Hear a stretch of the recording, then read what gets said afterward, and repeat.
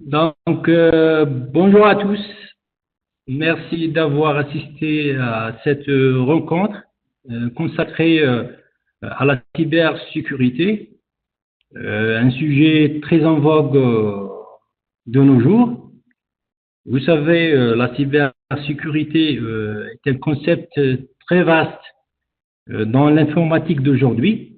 Du coup, très vaste d'être présenté dans une heure. C'est pour ça que le sujet sera discuté peut-être sur plusieurs parties. Dans un premier temps, ça débute par des concepts élémentaires nécessaires pour entrer dans les sphères de la cybersécurité. La présentation se résume dans plusieurs points. Sur notre programme d'aujourd'hui, nous allons commencer par une introduction à la cybersécurité. On va passer par la suite aux différentes menaces et vulnérabilités et attaques. Bien sûr, par la suite, on va aller aux mécanismes de défense. Donc, on va présenter les principes de défense, les technologies sous-jacentes. Et on va présenter par la suite un exemple, entre autres, d'un mécanisme de défense qui se présente aux EPS et la nouvelle approche des EPS, c'est-à-dire la nouvelle génération Intrusion Protection System. Et on va terminer ça par une démonstration pratique. Là, on va utiliser deux machines, une avec Kali Linux, l'autre avec Metasploitable, une machine qui couvrait des vulnérabilités. Et on va essayer un pentest, ce qu'on appelle un pentest dans le domaine de la sécurité informatique. Bien sûr, un test de pénétration dans un objectif éthique, c'est-à-dire juste pour montrer comment protéger nos machines, nos serveurs, etc. On va commencer par une introduction. Donc, dans un premier temps, en tant qu'individu ou entreprise, et pouvoir se positionner par rapport à un monde où la numérisation s'accélère, c'est-à-dire à l'apparition de l'IoT. L'IoT, donc, les données, avec la numérisation d'aujourd'hui, les données sont entièrement externalisées vers le cloud. Et donc, toutes nos données sont susceptibles d'être attaquées avec l'explosion de l'Internet des objets, l'accumulation des données sur de big data, donc toutes nos données, soit personnelles, soit les données des entreprises, sont stockées sur le cloud. Donc ça, si on parle des données stockées, ces données sont en mouvement permanente. Donc le cyberspace, ce qu'on appelle, on est dans un grand cyberspace. Donc plus le cyberspace est grand, plus l'espace d'attaque est plus large. Donc, on va arriver à la Kizaku de la cybersécurité. C'est quoi la cybersécurité? En quoi consiste?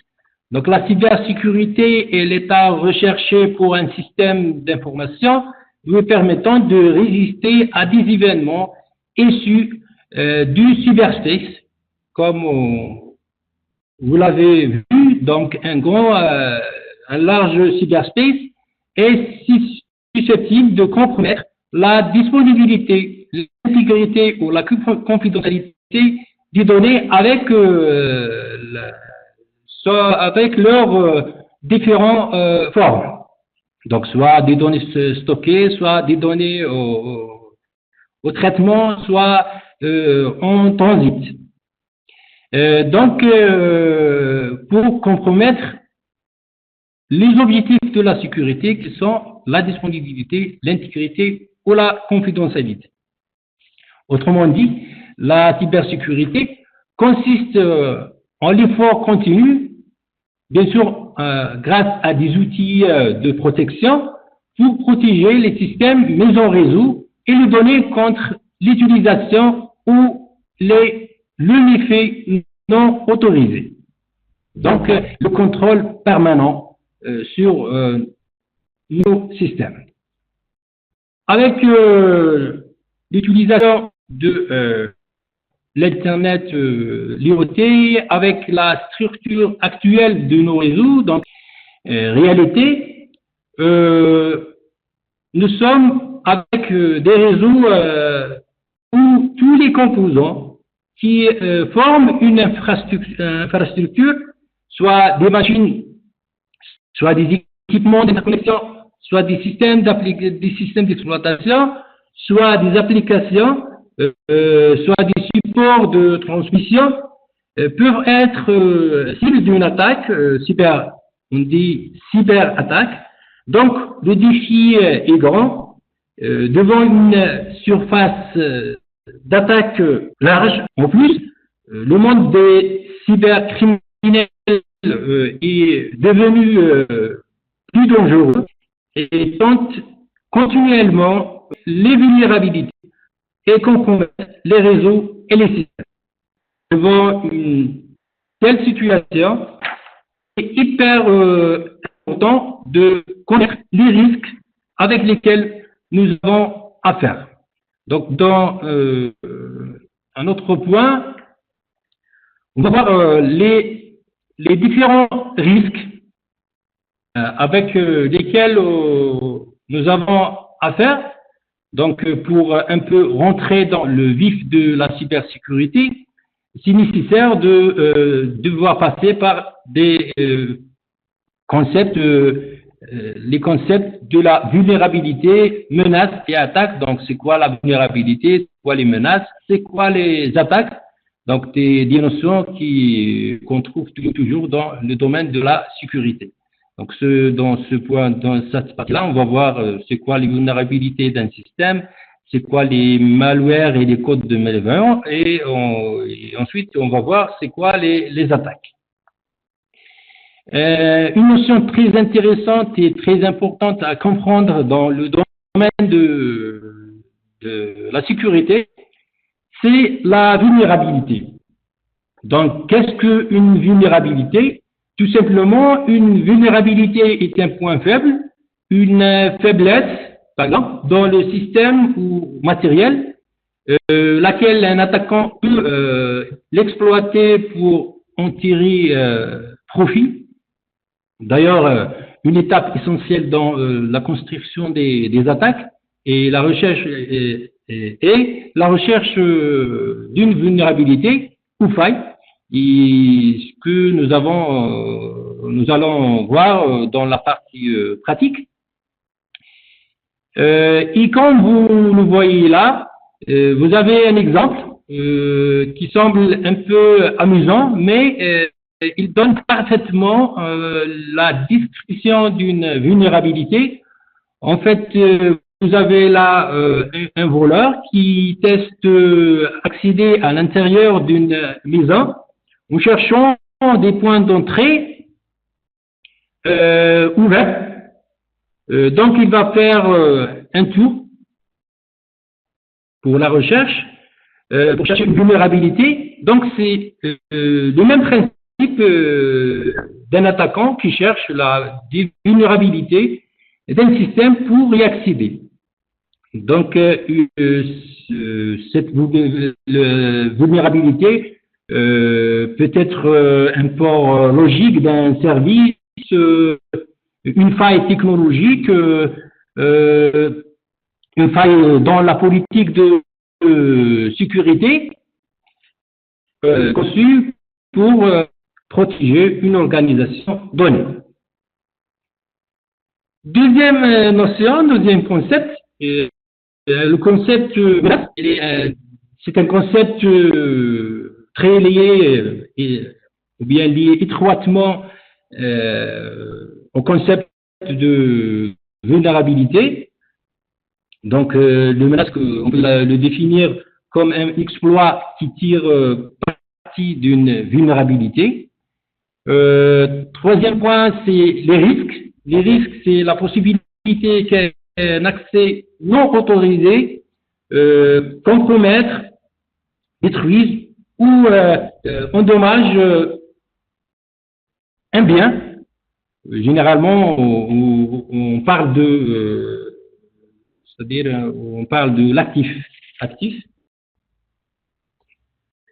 Donc, les risques, on peut parler ici aussi de la potentialité des menaces ou leur probabilité d'occurrence. Donc, on va passer à la forme, c'est-à-dire comment elle est présentée, ces menaces. Donc, les menaces peuvent se présenter sous plusieurs formes. Donc, en général, on parle de codes malveillants ou des malwares.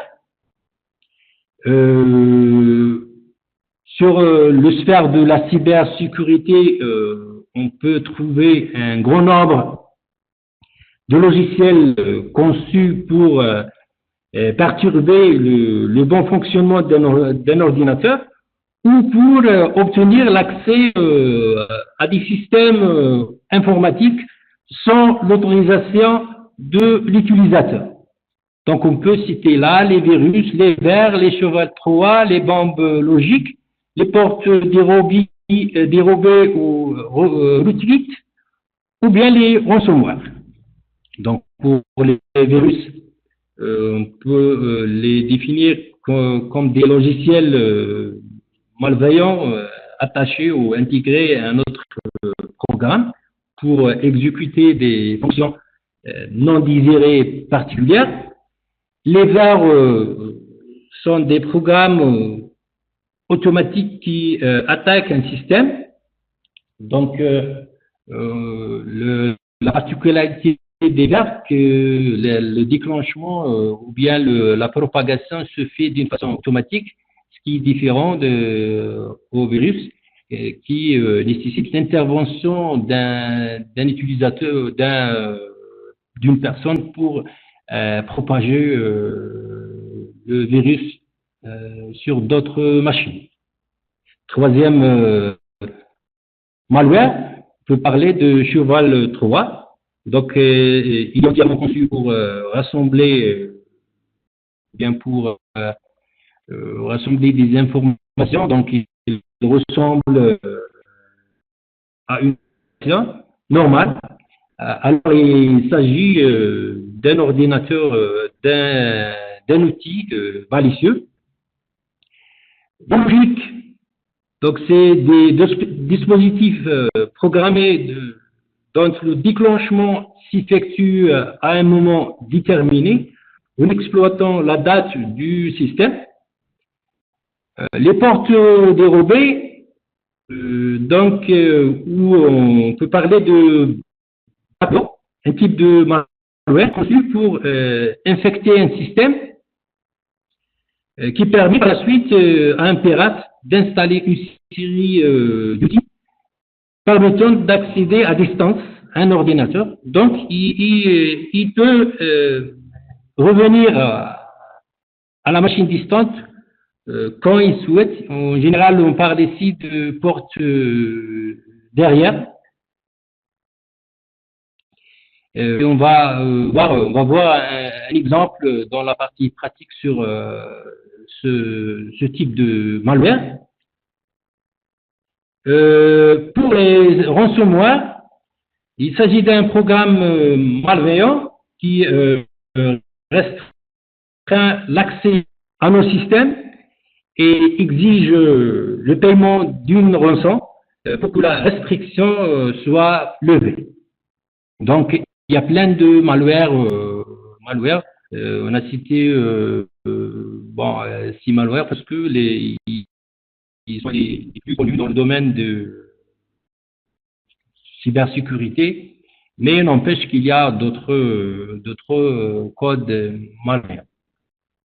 Troisième type, c'est les attaques. Donc les attaques sont on parle ici des actions et des manœuvres offensives employées à l'encontre d'un système informatique. Donc il y a trois types d'attaques. Il y a les attaques de reconnaissance, il y a les attaques d'accès, il y a les attaques appelées déni de service ou bien déni of service. Donc généralement on note DOS. Donc pour les attaques de reconnaissance, ça consiste généralement à la découverte et le mappage non autorisé des systèmes, des services ou vulnérabilités. Pour l'attaque d'accès, ça consiste par la manipulation non autorisée des données, des accès au système ou des privilèges utilisateurs. Déni de service, donc les attaques de déni de service, son objectif est l'interruption, généralement l'interruption de réseau des systèmes ou de services. Si on essaye un petit peu de donner des exemples sur chaque attaque, on commence par les attaques de reconnaissance. On peut citer quelques outils utilisés par les pirates, des utilitaires comme Whois, NSLookup, Poscan, Nmap, etc. Et donc, il y a plein d'attaques dans ce type. Donc, il y a des analyseurs de paquets, balayage de port, balayage de ping, requête Internet. L'approche, en général, l'approche de ces attaques est similaire à celle qui consiste à utiliser un annuaire téléphonique et à appeler tous les numéros pour savoir qui répond. Deuxième type, l'attaque par accès. Généralement, cette attaque exploite les vulnérabilités connues des services d'authentification, services FTP, services web. L'objectif de ces attaques est de permettre à une personne d'obtenir un accès non autorisé à des informations qu'elle n'a pas le droit de consulter.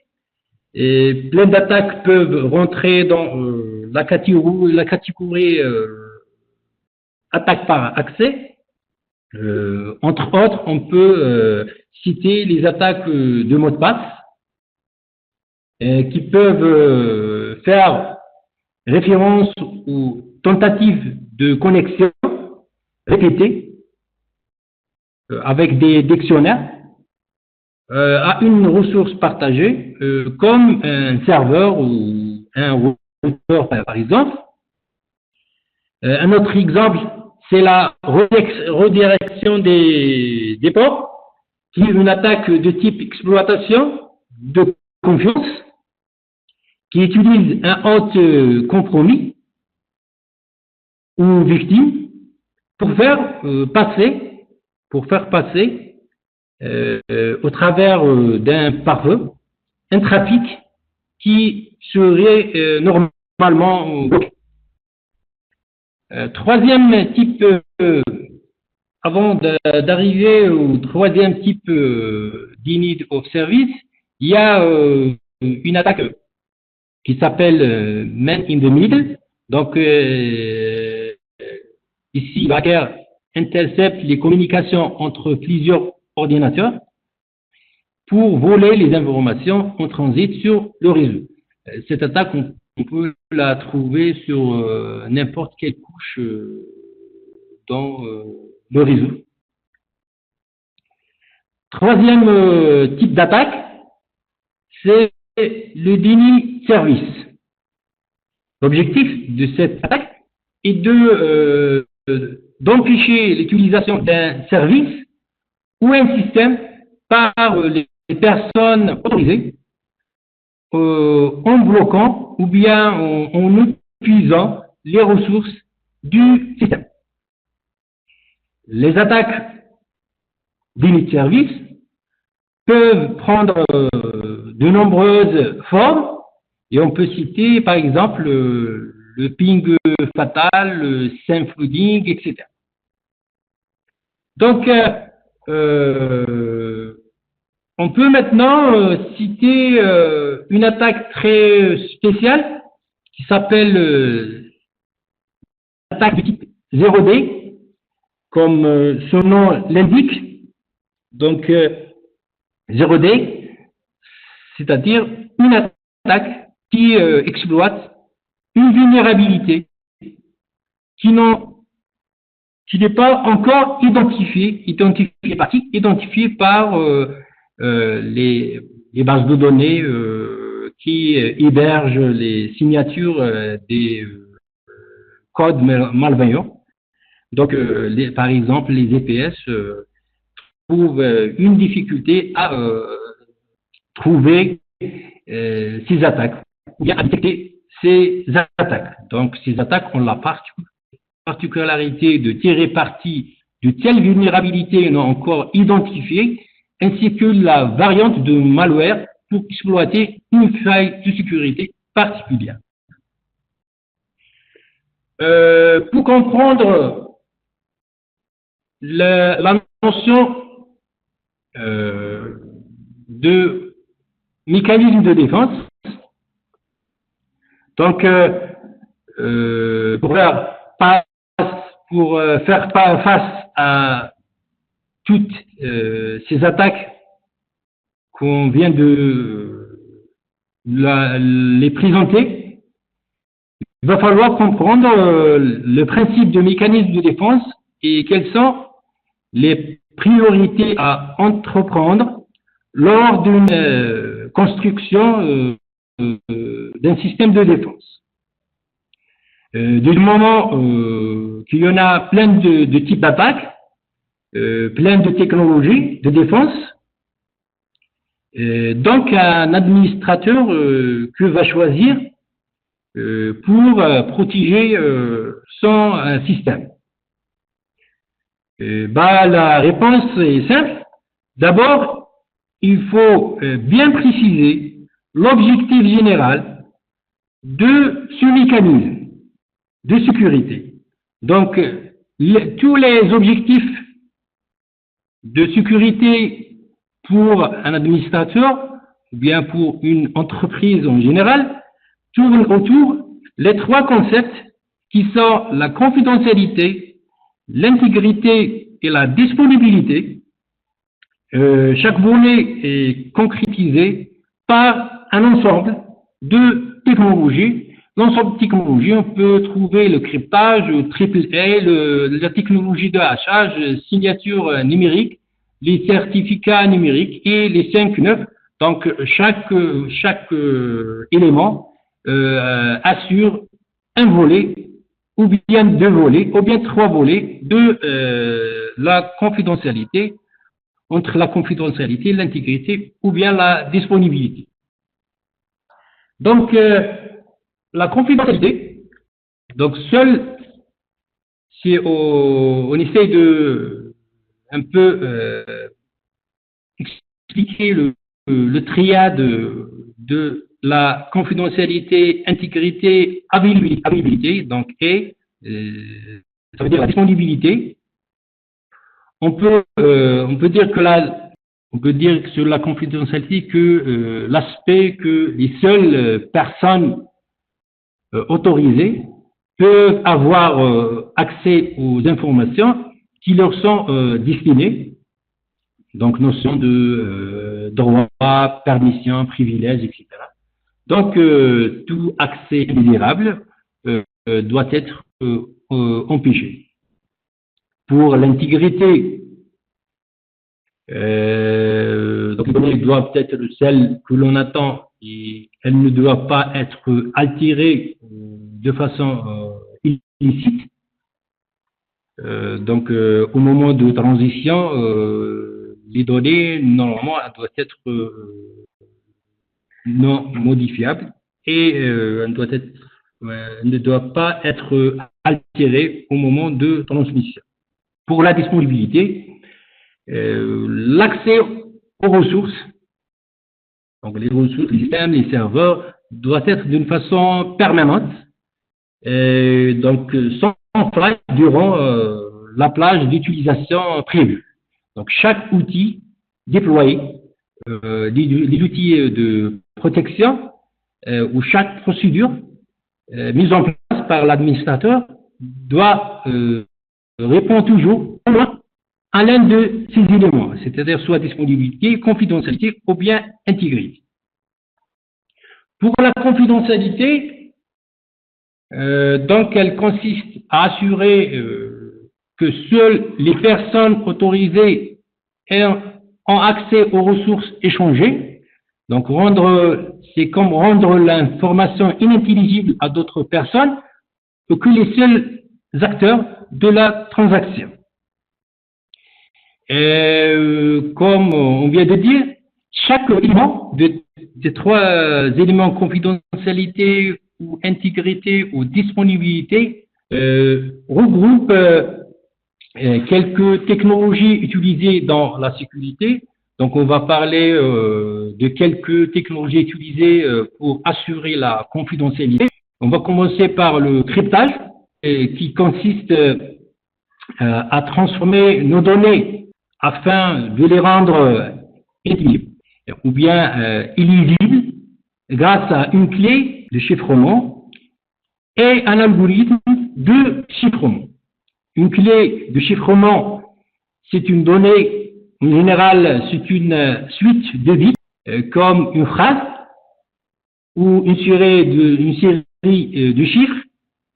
Et on peut la voir comme, généralement, comme un mot de passe. L'algorithme de chiffrement, c'est juste une méthode de chiffrement, c'est-à-dire une façon de rendre intelligible nos données.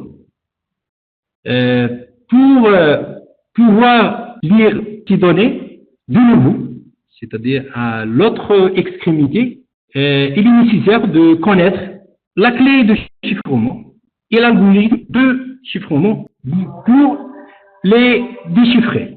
On va passer maintenant au type de cryptage. Donc, par rapport au chiffrement ou bien cryptage, on trouve toujours généralement deux types de cryptage.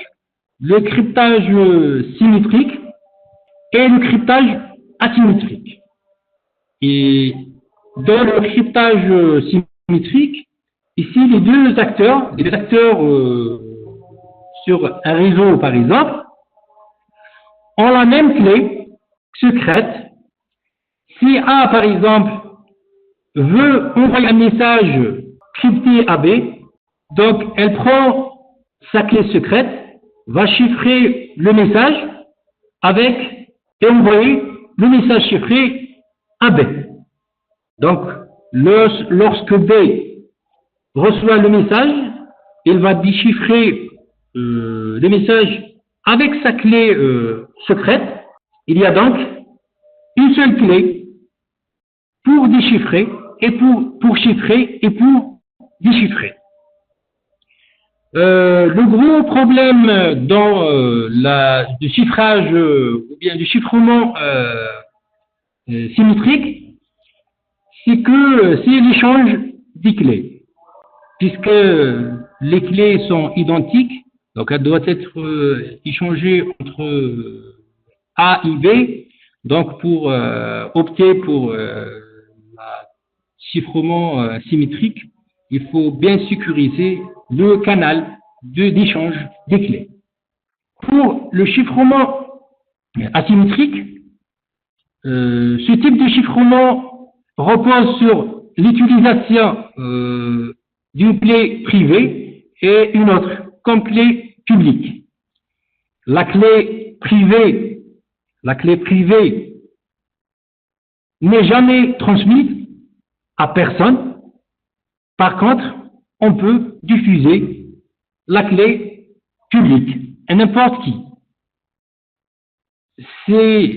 Si Alice, par exemple, veut envoyer un message à Jean, Alice utilise la clé publique de Jean pour chiffrer le message.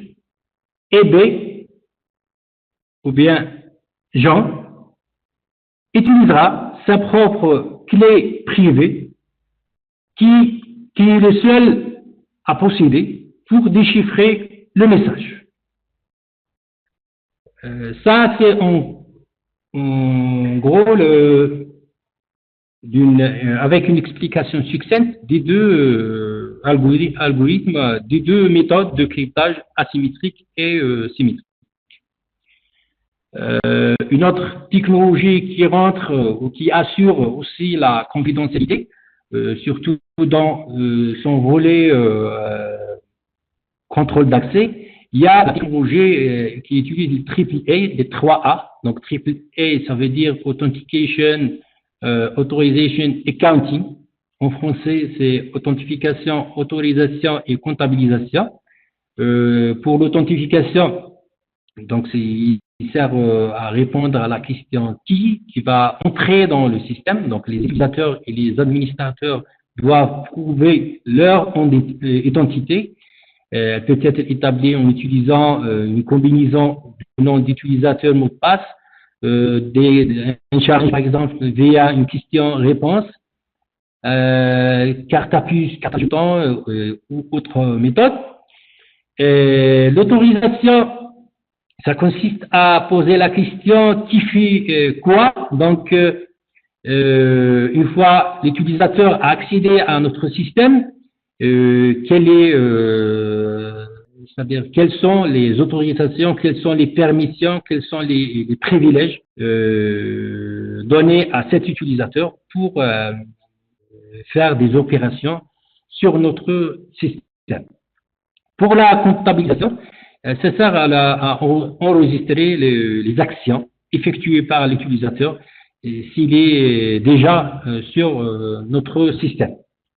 Donc, elle va enregistrer les actions, la durée d'action ou bien toute modification apportée.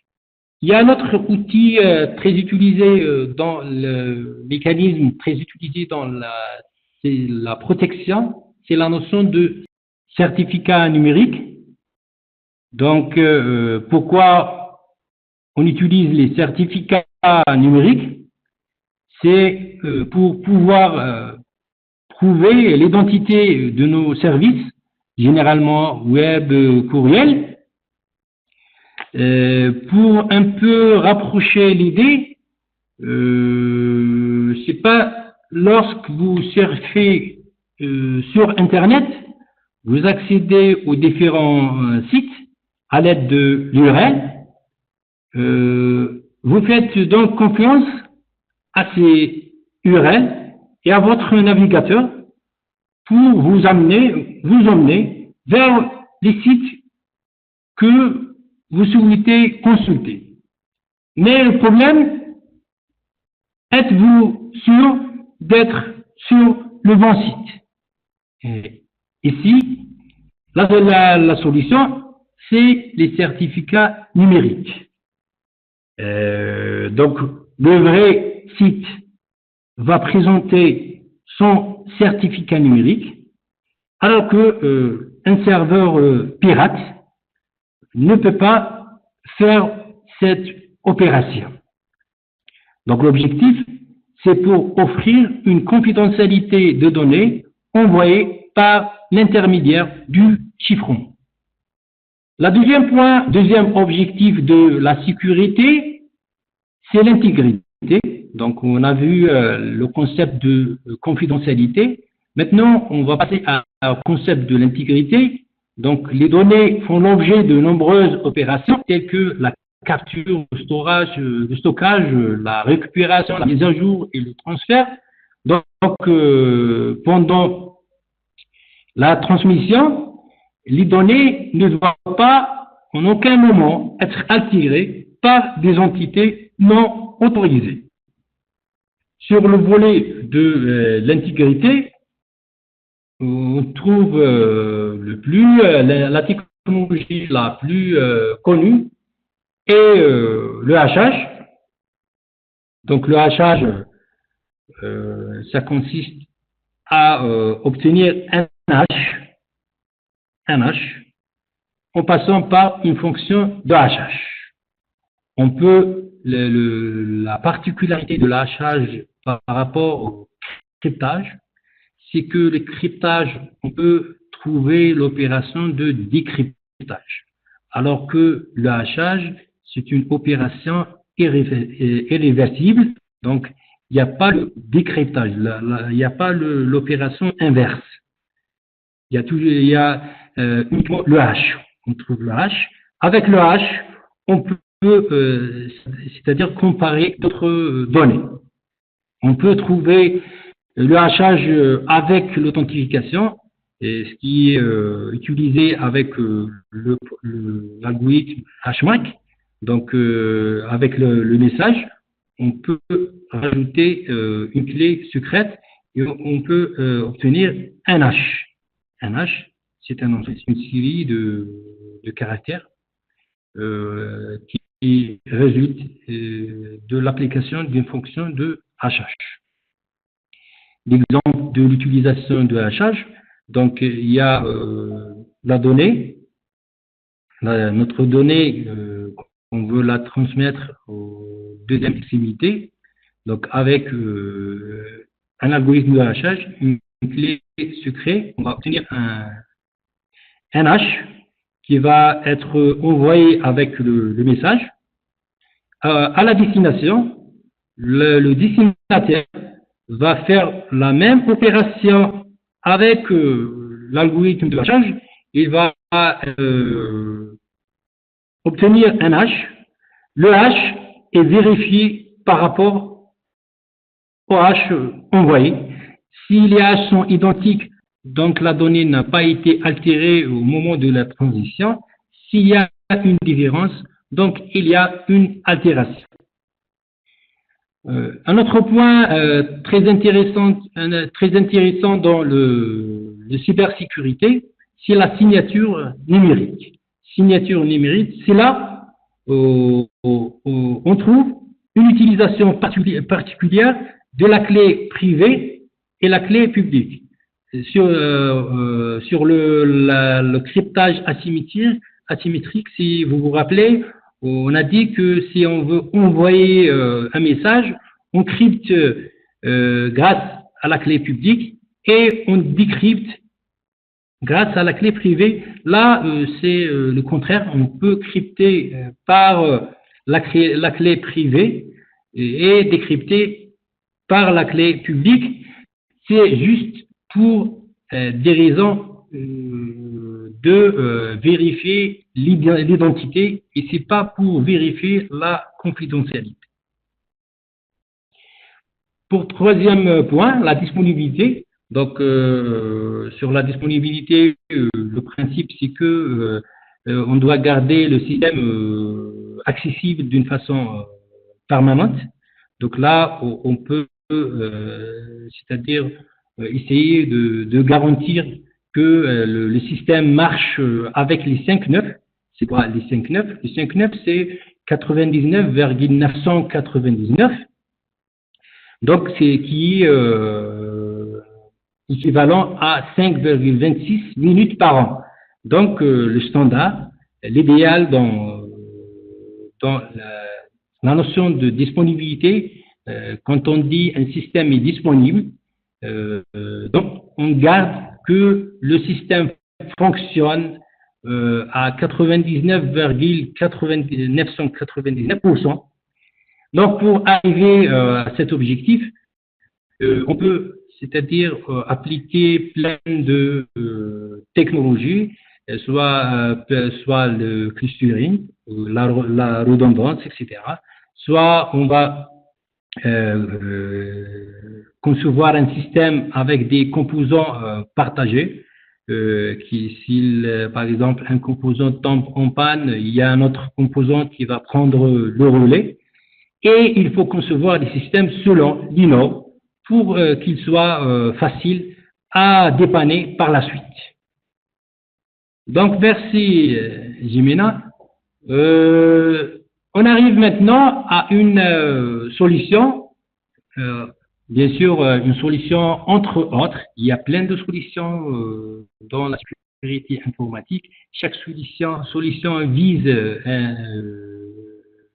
un volet donné dans la confidentialité, l'intégrité et la disponibilité, et même, c'est-à-dire un volet de protection des systèmes informatiques. Là, on parle d'un système, une approche, on va présenter une approche actuelle de la cybersécurité qui est inspiré des systèmes EPS. Donc, un système EPS, c'est quoi? Donc, on va par la suite définir c'est quoi un EPS. On va donner une différence entre l'EPS et le firewall. Et on va parler sur la nouvelle approche, les nouvelles générations EPS. Donc, on veut définir c'est quoi les EPS.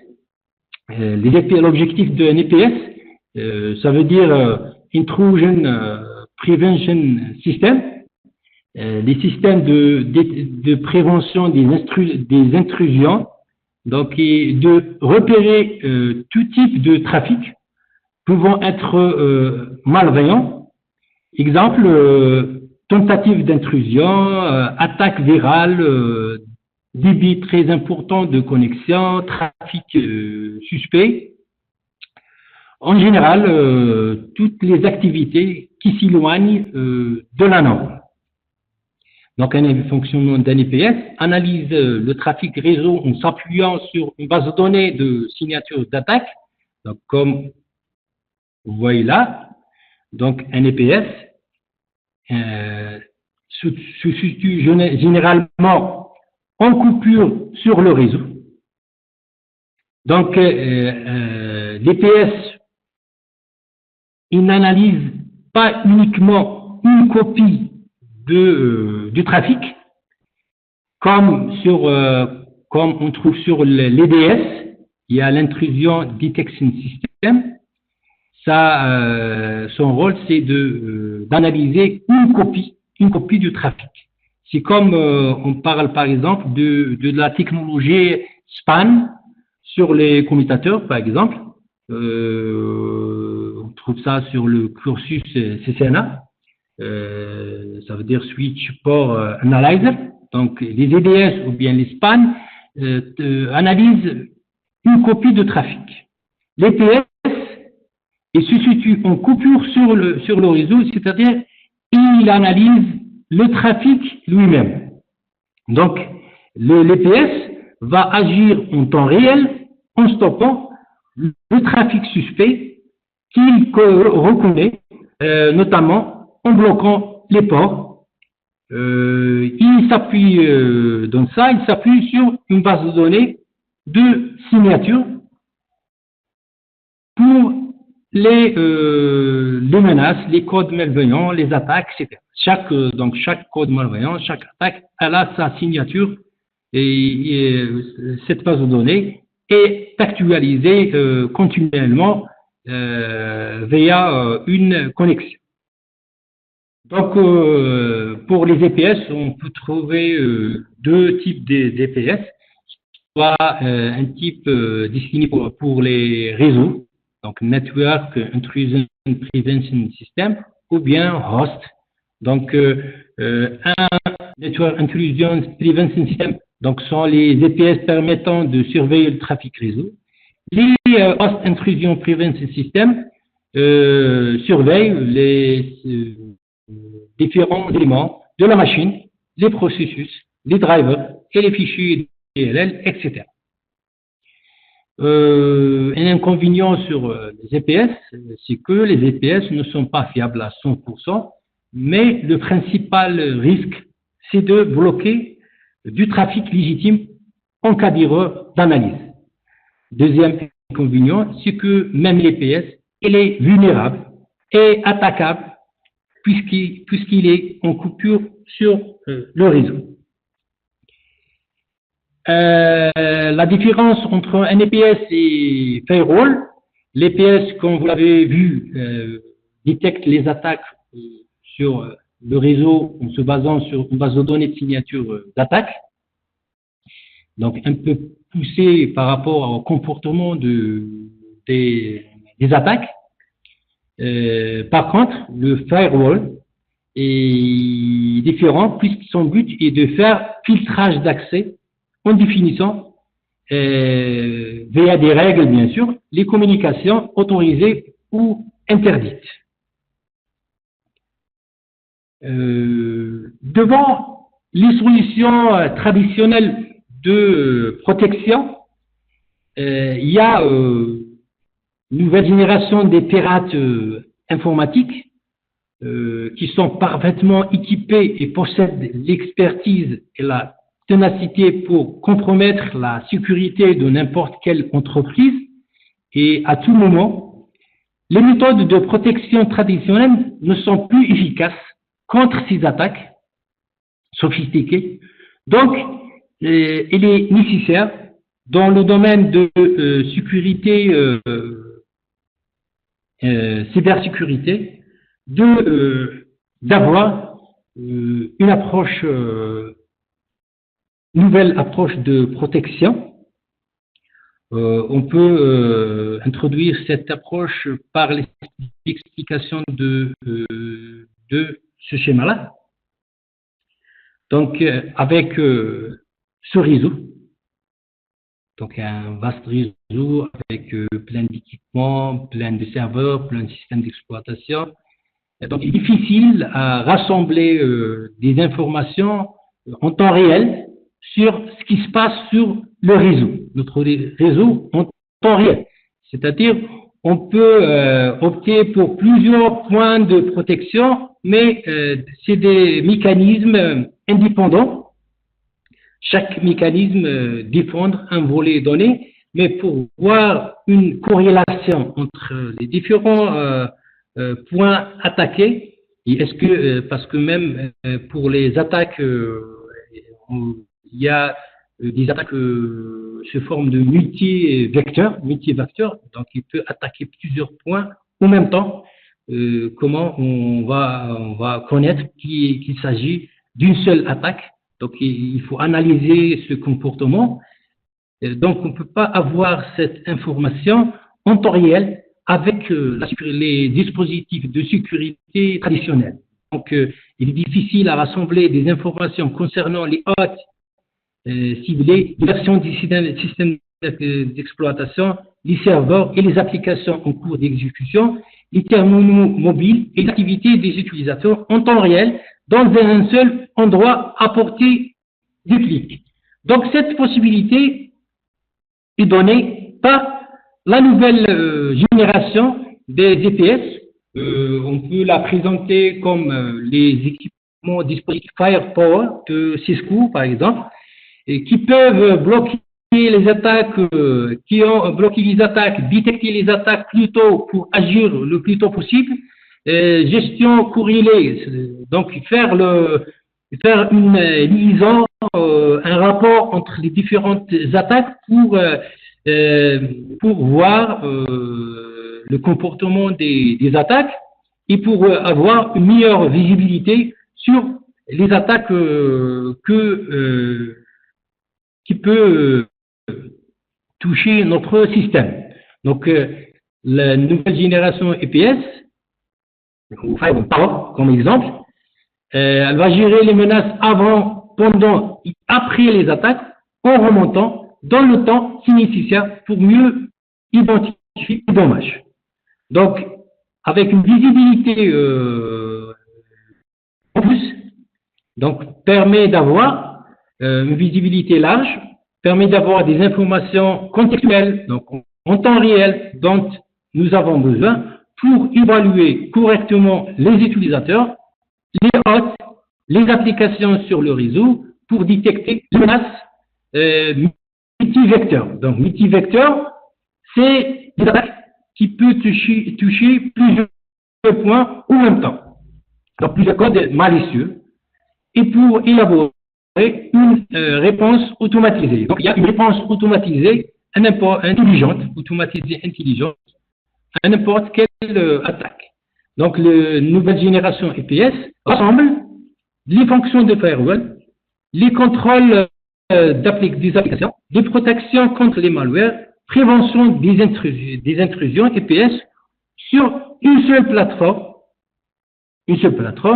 afin de fournir une protection en continu. Donc, avec une approche, par exemple, traditionnelle, il fallait accéder à plusieurs sources pour collecter toutes ces informations. Mais grâce à un mécanisme d'automatisation intelligente, on peut voir rapidement les systèmes cibles, les hôtes, les utilisateurs, les systèmes d'exploitation. En plus de ça, donc détecter les attaques pour agir plus vite, et gestion corrélée, unifiée corrélée, donc faire un rapport entre plusieurs attaques pour détecter peut-être un comportement qui n'est pas normal sur le réseau, sur le même plateforme, sur la même plateforme. En plus de ces nouvelles solutions de Cisco, ils sont connectés avec des bases de données de connaissances actualisées. Ce fait par l'organisme Cisco Talos. C'est quoi Cisco Talos? Est une communauté de cyber-chercheurs au monde de renseignements sur les menaces, les attaques, vulnérabilités, donc qui délivrent une connaissance unique et une intelligence mondiale sur les cyber-menaces. Donc, les équipements de nouvelle génération cybersécurité Cisco sont alimentés par des bases de connaissances qui actualisées continuellement par l'organisme Cisco Talos.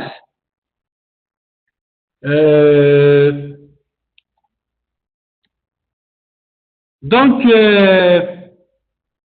assez parlé. Pour l'instant, on va passer au notre cas pratique. Donc, il s'agit d'un test de pénétration.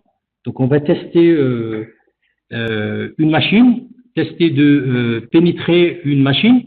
Donc, pen test. On va faire un pen test. Et là, on va utiliser, je vais utiliser des tests d'intrusion et pénétration d'une manière éthique. C'est-à-dire comment faire apprendre les gens comment se protéger et comment développer nos propres solutions contre les attaques. Donc, on va utiliser deux machines, une avec un système d'exploitation Kali Linux et l'autre qui sera considéré comme victime qui comporte le système Metasploitable. Donc c'est un image système utilisé pour tester plusieurs c'est-à-dire c'est un système pourri de vulnérabilité. Sur Kali Linux, on va utiliser un nouveau une nouvelle framework donc, il s'agit d'un module développé pour faciliter la pénétration des systèmes. Il est très puissant et il est nativement préconfiguré sur Kali Linux, sur toutes les nouvelles versions. Donc, il permet de réaliser des audits en sécurité, de tester, de développer et de développer nos propres exploits. Et bien sûr, il est utilisé par les administrateurs système pour tester les vulnérabilités des systèmes informatiques afin de les protéger. Donc, on va aller directement vers le vif de notre travail. Merci, Jemina. Donc, maintenant, je suis sur les deux machines. Une machine avec Kali Linux, une autre machine, un système Metasploitable. Donc, c'est une image système juste pour les tests. Donc, c'est un système d'exploitation pourrait des vulnérabilités. Il y a plein de vulnérabilités sur ce système. Donc, on va tester la pénétration sur cette machine distante. Donc, je suis sur la machine Kali Linux et je veux faire une pénétration sur la machine Metasploitable. Donc, sur VirtualBox, j'ai deux machines, donc la machine Kali Linux et une autre machine Metasploitable. Donc, cette machine va tenter d'accéder à la machine distante qui est Metasploitable. Donc, je vais faire entrer la machine, le mot de passe de l'administrateur Kali. Donc, sur la nouvelle version, la dernière version de Kali Linux, on utilise Kali. Avant, on utilise généralement root, l'administrateur root. Donc, Kali. Kali.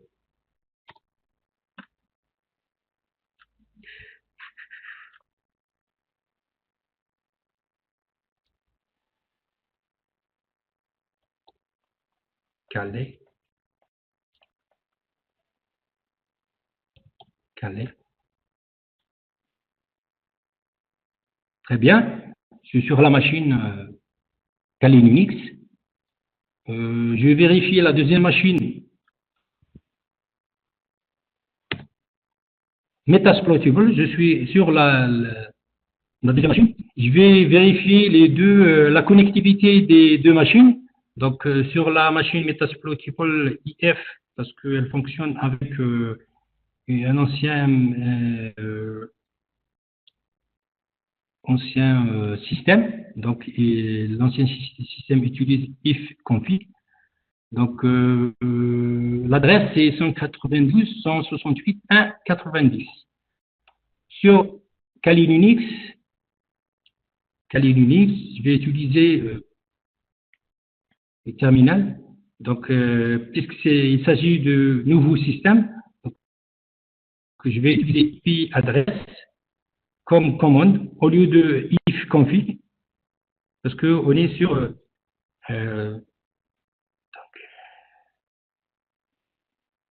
donc, IP adresse, juste pour vérifier l'adresse de la machine.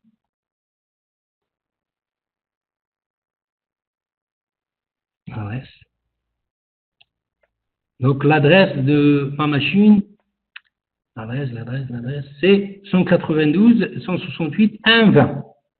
Donc, l'adresse qui m'a été attribuée, c'est 1.20. Donc, je vais tester la connectivité.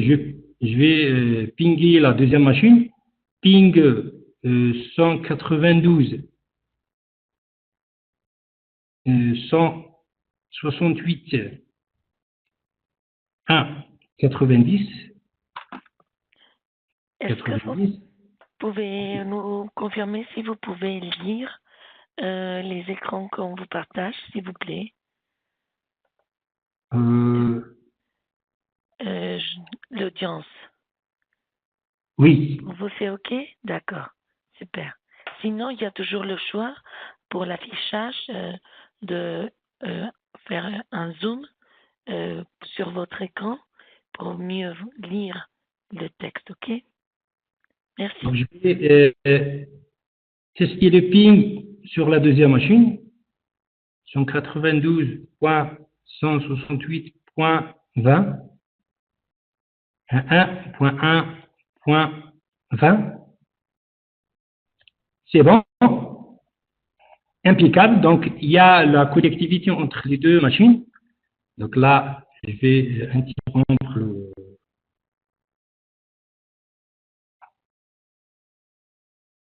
Voilà. Donc, comme ça.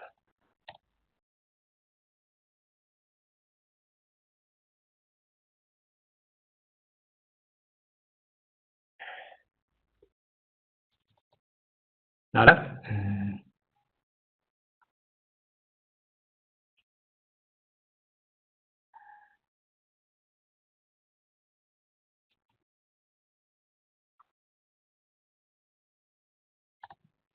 Voilà. Donc, j'essaie maintenant, il y a une connectivité entre les deux machines. Donc, je vais faire, donc, je dois répondre, ou je vais attaquer quoi? Donc, il me faut chercher des vulnérabilités sur la machine distante.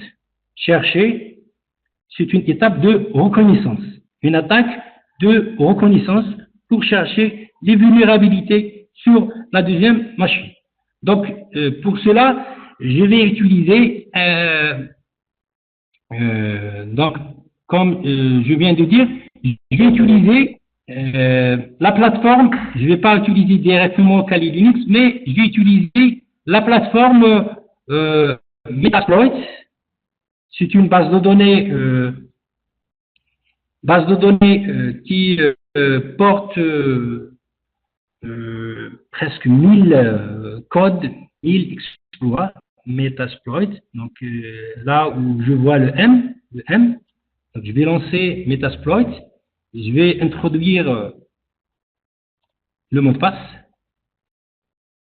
Là, il y a un problème sur le mot de passe. C'est bon? Donc je suis sur Metasploit. Pour une attaque de reconnaissance, je vais lancer l'outil Nmap. Voilà. L'outil Nmap qui sert pour une reconnaissance active. Donc Nmap, il adresse l'adresse de la machine distante, 192 168 1 90, l'adresse de la machine distante, et je lance Nmap.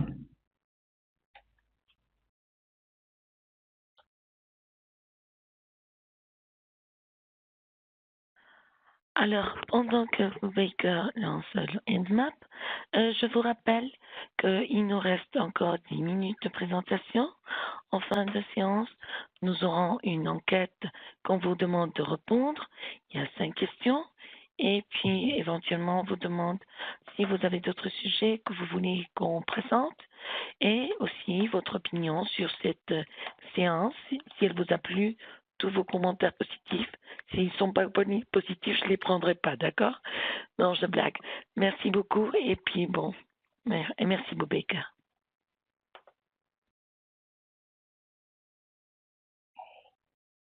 Donc, je vous lance maintenant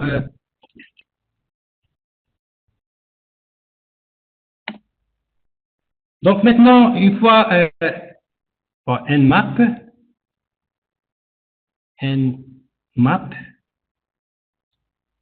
l'adresse 192.168.1.90, l'adresse de la machine distante. on va attendre un petit moment pour voir les différentes vulnérabilités. Voilà, très bien. Donc, il y a plein de vulnérabilités sur cette machine. Il y a le port 21 qui est ouvert sur donc le port 21, le port 22, 23, 24. Ça, tous ces ports-là sont des ports ouverts. Je vais être un peu agressif. Donc, je vais chercher le Nmap. Je vais lancer le Nmap avec un paramètre SV, S minuscule V, sur l'adresse de la machine distante, 168.1.90. Voilà. On va attendre quelques instants.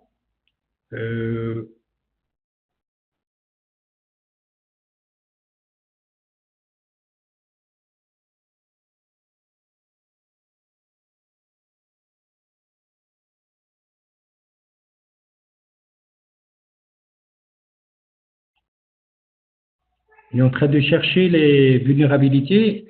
En plus, les ports, il va chercher les logiciels qui fonctionnent sur ces ports-là. Donc, on va chercher les noms et les versions des logiciels sur la machine distante.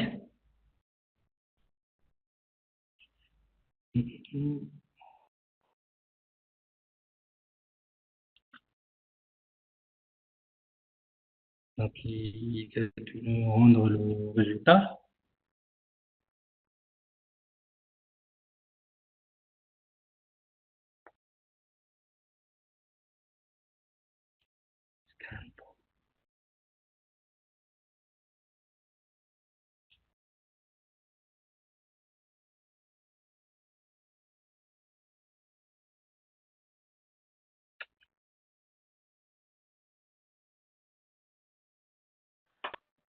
Entre-temps, qu'est-ce que tu penses, Boubacar, si je te pose des questions, peut-être? On a 3 questions du public. Bon, je ne sais pas si peut-être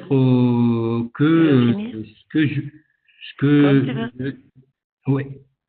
Ce que je veux dire, c'est que cette séance-là sera peut-être suivie par d'autres séances plus pratiques, surtout en matière d'attaque, cyber, des attaques, les vulnérabilités, des attaques surtout utilisées dans nos jours. Et apparemment, elle prend du temps cette attaque. Par la suite, c'est-à-dire par la suite, ce qu'on va voir, c'est on va voir des logiciels qui fonctionnent sous les ports 21, 22, 23, 25, 20, etc. Toutes les vulnérabilités. Et on va faire un exploit. C'est-à-dire, ces exploits-là se trouvent, les codes de ces exploits se trouvent sur la base de données Metasploit. Metasploit, c'est une nouvelle base de données sur Kali Linux, presque 1000 codes d'attaque. Pour la machine, on a trouvé plein de logiciels, plein d'applications qui fonctionnent sur ces ports-là. Ils sont des vulnérabilités. Maintenant, on va choisir un logiciel ou une application installée sur la machine distante. On va choisir par exemple cette application. On va se renseigner sur cette application qui se trouve sur la machine distante. Donc, on va se renseigner par la commande info vs ou bien on va chercher. Avant, on va chercher sur Metasploit. Search sur Metasploit est-ce que vous avez un code avec lequel on va attaquer cette application? On va choisir par exemple VS, la première application entre autres. Donc VSF, TPD, et on va lancer la recherche. C'est bon. Très bien. On a trouvé un exploit, donc un code d'attaque qui concerne cette application. Donc bêta, on va essayer de se renseigner de cette attaque, cet exploit. Donc info, et je vais coller l'exploit. Donc paste, entrée. Très bien. Donc Metasploit nous donne un résultat comme si, c'est-à-dire j'ai des informations sur cet exploit et on peut d'une façon excellente réussir dans cette attaque parce qu'elle est classée dans le rang excellent. Donc cet exploit, c'est un type de backdoor, donc this module exploit malicious backdoor. Je ne sais pas si vous vous rappelez, on avait parlé sur les backdoors. Donc, toutes les machines qui vont télécharger cette application, ils seront infectés par cette application, ce code malicieux. Donc, on va directement aller vers l'exploit de ce code. Donc, juste, on va activer cet exploit, donc use, je vais utiliser l'exploit, use, donc paste.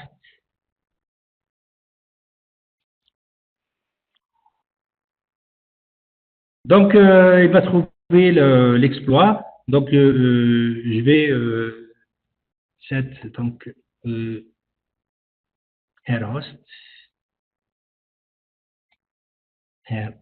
rhost, sur la machine distante, 192 168 1 90. Très bien, je suis sur et je laisse Metasploit faire son travail. Exploit.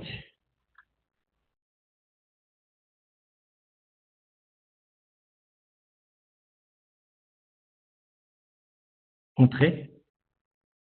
Donc là, Metasploit est en train de... Très bien. Donc je suis... La machine distante est ouverte via le port, donc la source, destination, via le port 6200. Donc je suis sur la machine distante. Je vais vérifier le contenu de la machine distante, ls. Donc il affiche tous les dossiers sur la machine distante. Donc il y a plein de choses je voulais vous montrer, mais puisque le temps nous empêche, c'est-à-dire on a la possibilité de faire d'autres séances pratiques dans ce sens. J'espère que vous avez appris plein de choses bénéfiques dans ce domaine de cybersécurité, malgré que c'est les débuts. On a essayé de présenter le maximum les concepts essentiels, élémentaires dans ce domaine.